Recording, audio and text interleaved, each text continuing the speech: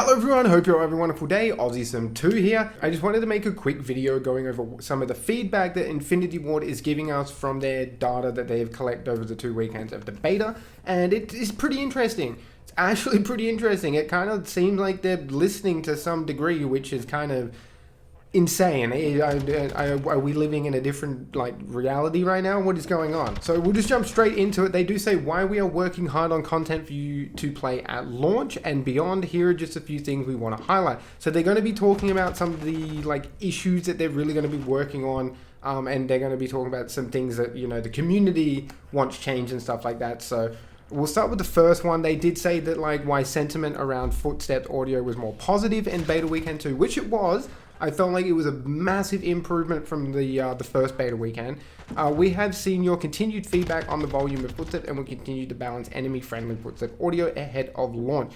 I feel like, yeah, this does need to happen. Also, there's different audio sets for when you are walking, running, and tack sprinting. I feel like the tack sprint audio might be still a bit too loud. I've seen so many clips of people tack sprinting from two buildings apart, and they literally hear them turn around and get the pre-fire on them. So that, I don't think that should be a thing. Yeah, you should be able to hear the person tack sprinting, but I think they just need to eliminate the distance that you can hear it. I'm not sure why you can hear the tack sprint so far away. But again, it's good to see that they are taking it into account.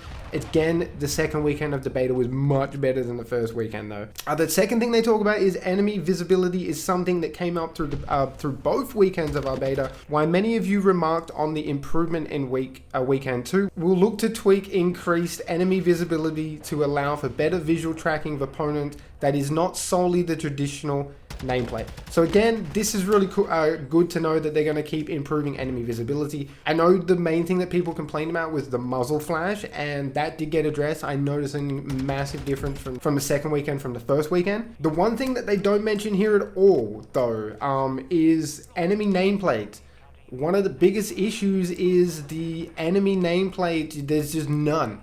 So sometimes your enemy can run behind them, you will see your enemy's blue dot running on the other side of the map. That can sometimes overlap the enemy, and you would think your enemy's a teammate because of the blue dot, and he starts friggin' shooting at you, and it's because your teammate's on the other side of the map and they just coincidentally lined up. It somehow it happens more often than none.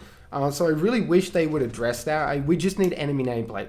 Just need enemy nameplate. Something to let us know that the enemy is there, because again, there's a lot of dark nooks and crannies as well in the maps where people lay down and you just can't see shit. So I think this does need to be addressed a little bit more, and I really wish they would do something about the enemy nameplates. Now again, there's nothing here saying they're doing anything about enemy nameplates, but I would like to think they are taking it into accountability. It wouldn't make sense just how bad it is to tell your enemy from your teammate. It is just ridiculous. Another thing I did talk about in another video is disbanding lobbies are another topic we addressed during beta. We feel this is an important feature and actively looking for potential solutions for launch. So this is good. This is good. Again, I've seen so much clickbait shit. This is not the removal of skill-based matchmaking. But yeah, skill-based matchmaking is going nowhere. I don't know where people got that from. You'll still be put into skill-based matchmaking lobbies. Yeah, you might have non-disbanding lobbies. You might play 4 games with that lobby, but I guarantee you if people start leaving, the people that get pushed into that game will be of some kind of skill-based matchmaking. You're not going to trade out crappier players for crappier players. I don't want to go too much into it, but I'm just letting people know I'm pretty sure skill-based matchmaking is going nowhere. I don't know where people pulled that out of their ass from. It is going to be very, very interesting to see what they do with the non-disbanding lobbies. The next thing they do mention is in terms of weapons, we're happy with the results of the weapon tuning changes we made for weekend 2 of the beta. We have more changes to come giving performance in the beta, and we're very excited for everyone to get hands on all the weapons in Modern Warfare 2. Yeah, I felt like the weapon tuning changes were actually not too bad. You kind of did notice them. It did balance the playing field out a little bit because the hurricane and everything was just nuts. But the time to kill is still insanely quick, so it kind of almost didn't matter a little bit. It felt like it took one more shot extra to kill an enemy, but still it did feel like it balanced the flow of the game just a little bit. There's still a lot of weapons that need performance tuning, like the Scar was absolutely insane. Now this one is actually pretty interesting. This one's pretty cool. They say we're excited to see so much interest in our third person playlist. We've heard feedback on the camera shoulder swapping, and we will continue to make refinements on this mode for launch. More to come.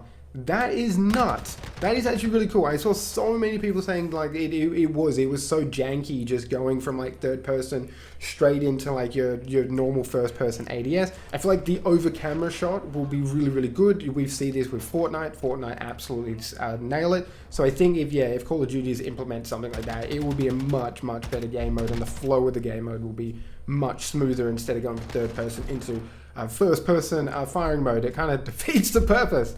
This is going to be pretty interesting to see what they actually do with this.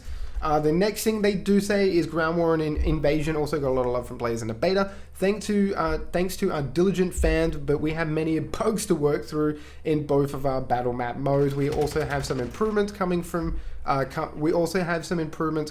AI navigation for Invasion. Yeah, there was definitely a lot of visual bugs and issues in Ground War and Invasion that I definitely experienced myself. They were really enjoyable game modes. Again, yeah, the AI on the bots was a bit derpy. Sometimes they would literally just be facing into a wall, or they would see you and they wouldn't actually react properly. But other than that, the game modes were actually a lot of fun. And then they do also say that they are still going to try and combat cheating in the coming weeks, obviously for launch and stuff like that. They just don't want cheaters to come flooding in. So that is good to know that they're going to do that. Again, cheaters always going to get through. They're never ever going to fully stop cheaters. Just remember that. Whenever you get a cheater, don't start slamming the devs and stuff like that. Cheaters are always going to get through the walls that game developers put there like that. It's just like a game to them, essentially.